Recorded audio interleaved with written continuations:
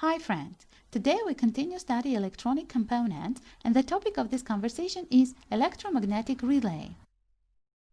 The relay is a simple component with contacts. Contacts can stay in a closed or open position depending on many factors such as temperature, current in the circuit, voltage, and so on. Today we will talk about the electromagnetic relay. Electromagnetic relay is an electromechanical device for switching external circuit. It consists of solenoid and contact plates. The first prototypes of electromagnetic relays have been created a long time ago, before the advent of the electronic devices. To understand the principle of operation of the relay, we go back to the textbooks on physics and collect simple device. We wound certain amount of copper wire on any iron object.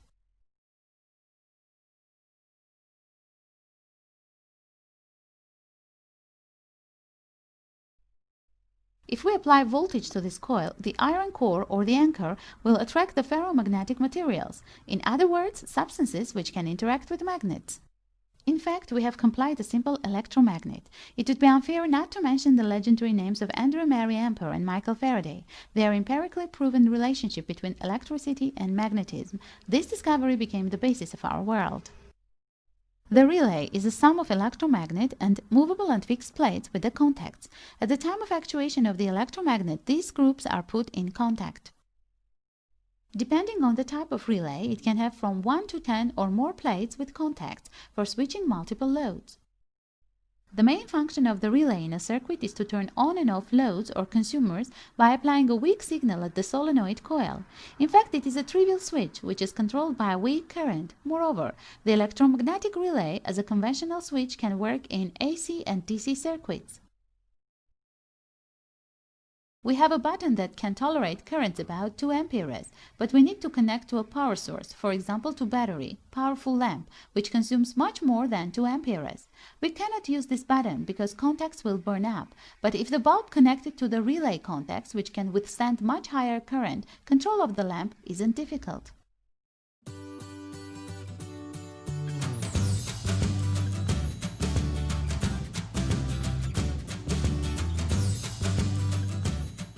In this case, the button provides a small current to the coil of the solenoid, causing the relay contacts become closed. The relay can be of two types. First are usually the same solenoid, and the second is solid-state relay. In the latter, there is no solenoid. A relay has a fully electronic stuffing, and we haven't mechanical switching contacts. It includes power semiconductor devices such as thyristors and transistors. Perhaps some people will be surprised, but the simple relay caused the rapid development of technology. Without the relay, we would not have today's computers and other digital devices.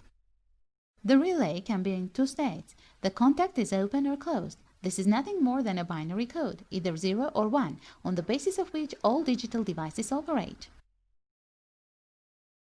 The first prototypes of computers were built using switches and punched cards. Punch cards are a way to program management mechanisms, which was proposed by French inventor Joseph-Marie Jacquard about 200 years ago to manage looms.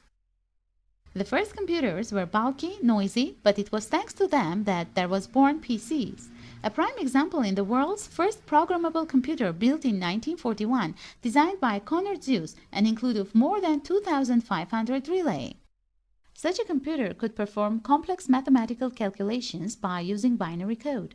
Although the name of the inventor has been forgotten and the world hasn't appreciated his invention, nonetheless, Computer Zuse is the ancestor of modern computers. Same way worked computer designed by genius mathematician Alan Turing.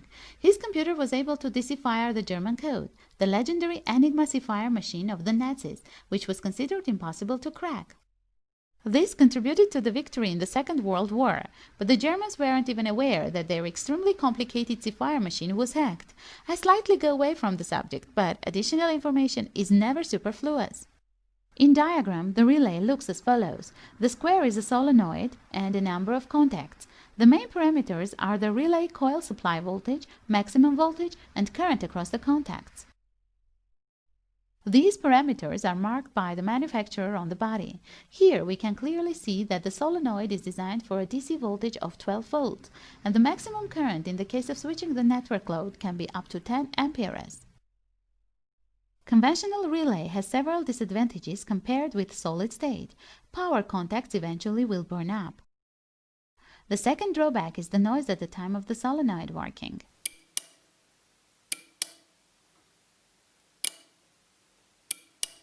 Relays are widely used in all industries, in transport, household equipment, power generation, and so on. We meet them every day, but do not notice it. In the usual UPS or voltage regulator can be seen several relays that instantly react to main voltage fluctuations. Depending on the application, the relay may have a different size, shape, and allowable current. There are switches on hundreds of amperes which are implemented in the power automation systems. As another example, let's examine the simple thermal relay. In this scheme, we see a thermistor that changes its resistance depending on the ambient temperature. With increasing or decreasing temperature, transistor will acting and supplies power to the solenoid coil, so relay can activate a cooling system or, on the contrary, heating. Using a photoresistor instead of a thermistor, we will get an automatic switch that can turn the lights on in darkness.